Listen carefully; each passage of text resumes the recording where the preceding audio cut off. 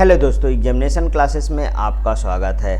आज मैं आप लोगों के लिए इलाहाबाद यूनिवर्सिटी के जो नॉन टेक का रिक्रूटमेंट है दोस्तों, उसमें पेपर होने वाला है। उसमें जो 70% पोर्शन जो है जीके का होता है दोस्तों, उसको लेके आपके सामने उपस्थित हुआ हूं। आज का टॉपिक है दोस्तों सामान्य जानकारी, जिसमें पहला क्वेश्चन है दोस्तों, चालुक्य राजवंश भारत के भाग का एक प्रमुख साम्राज्य था। दक्षिणी, उत्तरी, पश्चिमी, पूर्वी। बताइए कौन सा आंसर सही है इसका।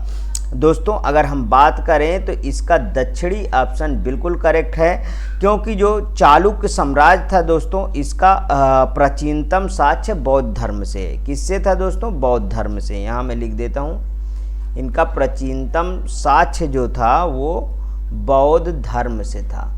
और देखिए जिनका विकास तीसरी से लेके दोस्तों 7वीं तक हुआ है। तीसरी से लेके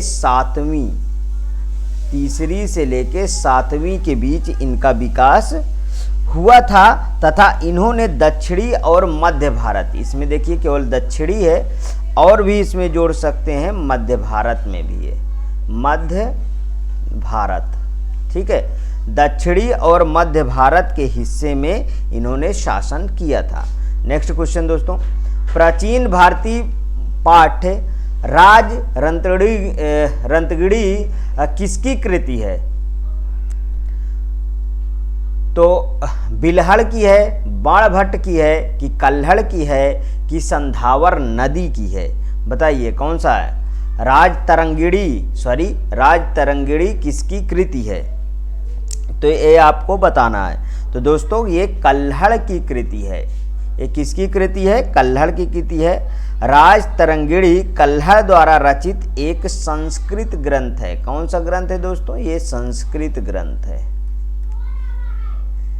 ये संस्कृत ग्रंथ है जिसकी रचना 1148 से 1150 के बीच हुई थी। कश्मीर के इतिहास पर आधारित इस ग्रंथ की रचना कल्हड़ ने 11 अन्य ग्रंथों के सहयोग लिया है, जिसमें अब केवल नीलमत पुराण ही उपलब्ध है। कौन सा पुराण दोस्तों? नीलमत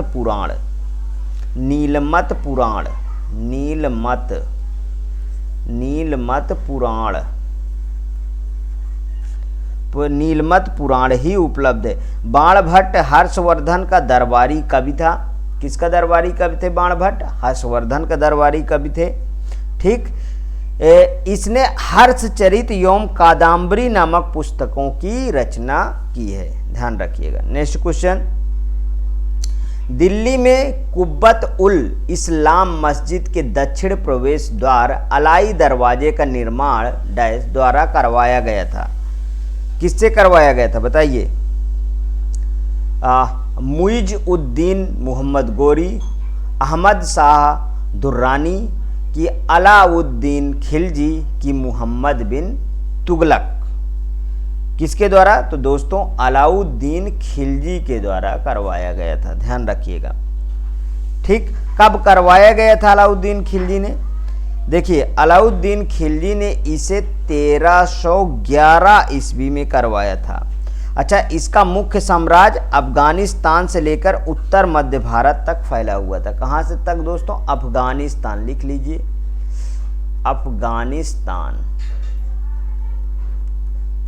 अफगानिस्तान से लेकर उत्तर मध्य भारत तक फैला हुआ था, ठीक। नेक्स्ट क्वेश्चन, उस समय ब्रिटिश भारत का तत्कालीन गवर्नर जनरल कौन था जब सती प्रथा अवैध और दंडनीय घोषित की गई थी? Warren Hasting, Lord Cornwallis, Lord William Bentinck, की लॉर्ड डलहौजी? दोस्तों ये बहुत इंपॉर्टेंट क्वेश्चन है 49 का। इसका दोस्तों लॉर्ड विलियम बेंटिंक बिल्कुल से याद कर लीजिए, क्योंकि ये कई बार क्वेश्चन रिपीट हुआ है। देखिए मैं आपको इसका डिस्क्रिप्शन डिटेल में दूंगा। देखिए तत्कालीन ब्रिटिश भारत के governor general Lord William Bentinck द्वारा 4 सितंबर 1829, डेट लिख लीजिए, 4 सितंबर 1829 4 सितंबर 1829 के बंगाल सती रेगुलेशन पास किया गया था। इस कानून के माध्यम से पूरे ब्रिटिश भारत में सती प्रथा पर रोक लगा दी गई थी। इस रेगुलेशन में सती प्रथा का इंसानी प्रकृति की भावनाओं के विरुद्ध बताया गया। वर्ष 1829 के 17वें नियम के अनुसार विधवाओं को जीवित जिंदा जलाना अपराध घोषित किया गया। ये बिल्कुल दोस्तों करेक्ट हुआ। इसमें राजा राम मोहन जी का बहुत बड़ा योगदान है दोस्तों। राजा राम मोहन राय ने ही सती प्रथा को समाप्त करने के लिए प्रयत्न किए थे दोस्तों, और इन्होंने समाप्त करवाए भी थे। नहीं, आज भी दोस्तों किसी का आदमी मर जाता तो यदि स्त्री उसकी जवान भी होती तो उसे भी आज भी आग के साथ जलना पड़ता। ये सब बहुत गलत है।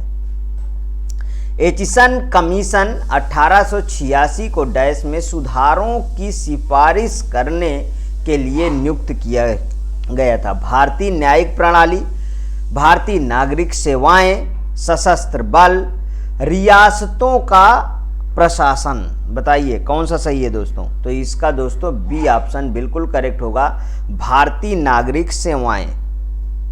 देखिए वर्ष 1886 में वायसराय उस समय कौन थे? लॉर्ड डफरिन ना। लॉर्ड डफरिन ने सर चार्ल्स एचिसन की अध्यक्षता में एक आयोग की नियुक्ति की थी। ठीक है, आयोग के गठन का उद्देश्य भारतीय सिविल सेवा परीक्षा में निहित विसंगों को दूर करना था। किसको दूर करना था? विसंगों को दूर करना था उस समय। तो एचिसन कमीशन 1886 को सुधारों की मतलब भारतीय नागरिक सेवाएं में सुधारों की सिफारिश करने की नियुक्ति किया गया था। नेक्स्ट क्वेश्चन, किस भारतीय राज्य की सीमा उत्तर में भूटान और अरुणाचल प्रदेश पूर्व में, नागालैंड और मिजोरम दक्षिण में, मेघालय, त्रिपुरा, मिजोरम और बांग्लादेश तथा पश्चिम में पश्चिमी बंगाल के साथ लगती है? किस भारतीय राज्य की? दोस्तों ये तो आप बिल्कुल से समझ गए होंगे कि किस भारतीय राज्य के बारे में बात कर रहा है। वो है दोस्तों अरुणाचल प्रदेश, सिक्किम, त्रिपुरा, असम। तो कौन होगा? असम होगा, जाहिर सी बात है। ठीक, नेक्स्ट क्वेश्चन, केन नदी मध्य भारत के बुंदेलखंड क्षेत्र की प्रमुख नदियों में से एक है और 2 राज्यों मध्य प्रदेश और डैश से होकर बहती है? गुजरात, महाराष्ट्र, राजस्थान, उत्तर प्रदेश। ठीक है, तो कौन? तो इसका ऑप्शन कौन सही है? उत्तर प्रदेश। ध्यान रखिएगा, उत्तर प्रदेश। केन नदी मध्य प्रदेश के सतना जिले, लिख लीजिए यहाँ पे, सतना जिले में स्थित कैमूर की पहाड़ी, कैमूर की पहाड़ी, कैमूर की पहाड़ी से निकलती है तथा उत्तर प्रदेश में यमुना नदी से जाके मिल जाती है केन नदी। ठीक है दोस्तों, नेक्स्ट, निम्नलिखित में से किस देश में न्यायिक समीक्षा प्रणाली का उद्भव हुआ था? फ्रांस, जर्मनी, यूएसए कि ब्रिटेन? कहाँ पे हुआ था दोस्तों? तो यूएस में हुआ था दोस्तों। ध्यान रखिएगा, किस देश में न्यायिक समीक्षा प्रणाली का उद्भव हुआ था? वो है यूएस। देखिए यूएस को ही दोस्तों संयुक्त राज्य अमेरिका में न्यायिक समीक्षा प्रणाली का उद्भव हुआ था वर्ष 1803। कब दोस्तों? 1803 में मार्बरी बनाम मेडिसिनवाद में न्यायमूर्ति जॉन मार्शल ने न्यायिक समीक्षा की अवधारणा प्रतिपादित की थी। भारतीय उच्चतम न्यायालय में भी न्यायिक समीक्षा की शक्ति निहित है। इसके तहत वह केंद्र व राज्य दोनों स्तरों पर विधायी व कार्यकारी आदेशों की संवैधानिकता की जांच कर सकता है।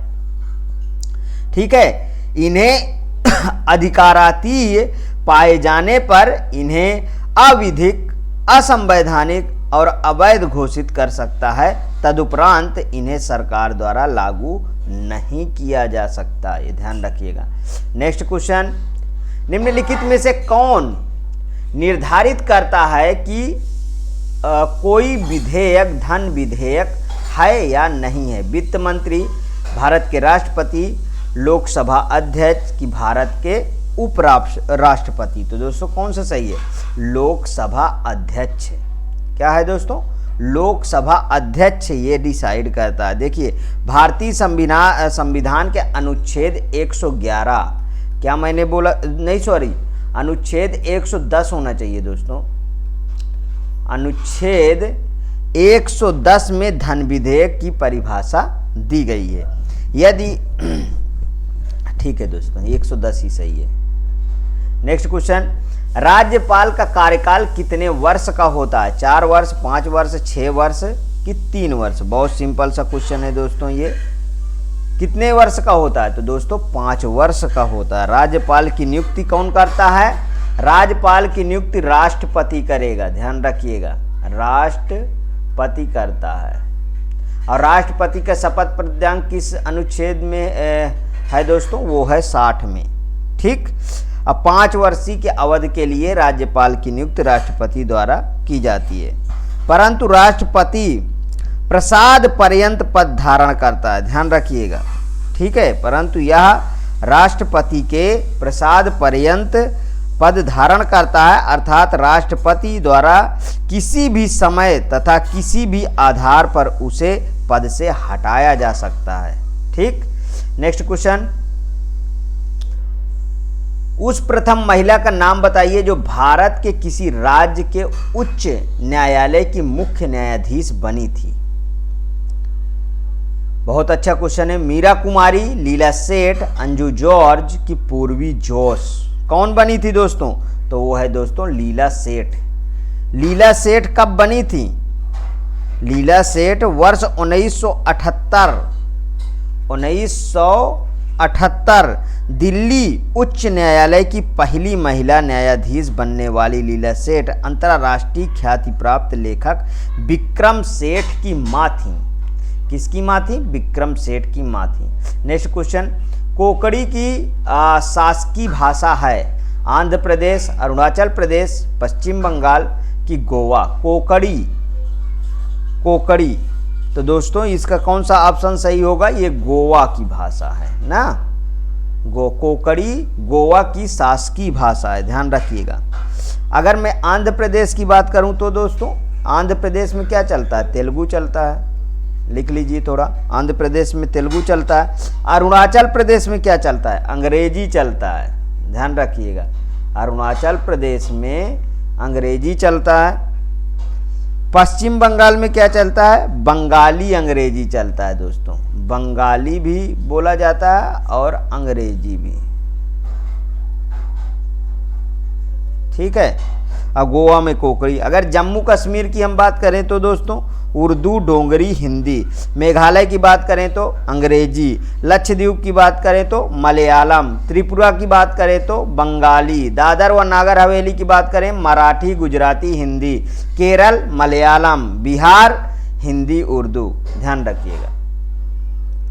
नेक्स्ट क्वेश्चन, बैंक किस पर ब्याज अर्जित करते हैं दोस्तों? जमा राशि पर, ऋण पर, डिमांड ड्राफ्ट पे कि विनिमय बिल पे? किस पे ब्याज अर्जित करता है बैंक? तो वो दोस्तों जो ऋण देते हैं उस पे ब्याज अर्जित करता है, ध्यान रखिएगा। हिंदू रेट ऑफ ग्रोथ शब्द किसने प्रस्तावित किया था? अमर्त्य सेन, राजकृष्ण, VKRV राव की कौशिक वसु? तो कौन का किनका दिया हुआ है दोस्तों? राजकृष्ण का दिया हुआ है। ठीक। Hindu rate of growth. Next question, निम्नलिखित में से कौन पहले डॉक्टर शांति स्वरूप भटनागर पुरस्कार विजेता थे? CV रमन थे, MN साहा थे, KS कृष्णन थे कि S चंद्रशेखर थे? कौन थे बताइए? तो दोस्तों S चंद्रशेखर थे। ठीक। निम्नलिखित में से कौन से पहले डॉक्टर शांति स्वरूप भटनागर पुरस्कार के विजेता थे? वो S चंद्रशेखर थे। अप्रैल 2023 में किस राज्य ने ऑनलाइन गैम्बलिंग पर प्रतिबंध लगाने से संबंधित कानून बनाया है? उत्तर प्रदेश, असम, तमिलनाडु, केरल। कौन बनाया दोस्तों? तो दोस्तों इसका सी ऑप्शन सही है, बिल्कुल तमिलनाडु बनाया। ये सब क्वेश्चन दोस्तों करंट के हैं, बिल्कुल इनको रटे रहिए क्योंकि एग्ज़ाम 29 से स्टार्ट है। लगभग एक हफ्ते बचे हैं बस। ठीक, जितना प्रैक्टिस करना है कर लीजिए। नेक्स्ट क्वेश्चन, किस राज्य ने अंबेडकर जयंती को समता दिवस के रूप में मनाया? मध्य प्रदेश, तमिलनाडु, उत्तर प्रदेश, कर्नाटक। बताइए किस राज्य ने मनाया था? तो वो दोस्तों तमिलनाडु ने मनाया है। अप्रैल 2022 में तमिलनाडु राज्य ने अंबेडकर जयंती को समता दिवस के रूप में मनाया। 14 अप्रैल को अंबेडकर जयंती मनाई जाती है। 2023 में भीमराव अंबेडकर की 132वीं जयंती दोस्तों होगी। ठीक है, कितनी होगी? 132वीं जयंती। अप्रैल 2023 में चर्चा में रहा R21 क्या है? हेलीकॉप्टर है, वायरस है, वैक्सीन है कि पनडुब्बी है? कौन सा है? तो दोस्तों ये है दोस्तों वैक्सीन है, R21। चर्चा में रहा R21 ऑक्सफोर्ड यूनिवर्सिटी द्वारा निर्मित एक वैक्सीन है दोस्तों, बता दूं। हाल ही में अफ्रीकी देश घाना ने इसको अपने यहाँ इस्तेमाल की मंजूरी प्रदान की है। R21 मलेरिया रोग के उपचार में इस्तेमाल होने वाला वैक्सीन है। किसमें? मलेरिया रोग के उपचार में जो है इसको दिया जाता है। नेक्स्ट क्वेश्चन, परशुराम कुंड महोत्सव का आयोजन किस राज्य में किया गया? सिक्किम, अरुणाचल प्रदेश, मेघालय, दिल्ली। बताइए कहाँ पे किया गया? अरुणाचल प्रदेश में किया गया है दोस्तों। 12 से 16 जनवरी, 12 से लेके 16 जनवरी, ठीक है, जनवरी 2023 के मध्य अरुणाचल प्रदेश। अब 12 से 16 जनवरी 2023 लिखिएगा, नहीं तो 2024 मान लीजिए, के मध्य अरुणाचल प्रदेश में वार्षिक परशुराम कुंड महोत्सव 2023 का आयोजन किया गया। इस महोत्सव के पूर्वोत्तर का कुंभ कहा जाता है। यह योजना केंद्र सरकार की प्रसाद योजना के अंतर्गत आती है। ठीक, नेक्स्ट क्वेश्चन, अप्रैल 2023 में सांग महोत्सव का आयोजन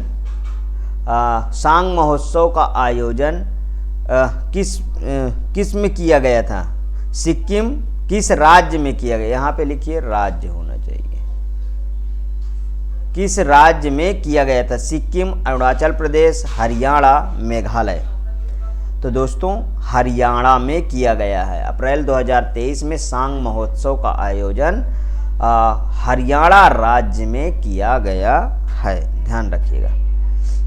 ये रहे दोस्तों आज के आपके क्वेश्चन। इसके बाद फिर से शाम को आपको एक वीडियो मिलेगी। यदि आपको पसंद आए दोस्तों तो प्लीज़ और प्लीज़ मेरे एग्जामिनेशन चैनल को आप सब्सक्राइब कर लीजिए, मेरा वीडियो लाइक करिए, ज़्यादा से ज़्यादा दोस्तों में शेयर करिए। हाँ, अपनी प्रतिक्रिया कमेंट बॉक्स में ज़रूर प्रस्तुत कीजिए। ओके दोस्तों, थैंक यू।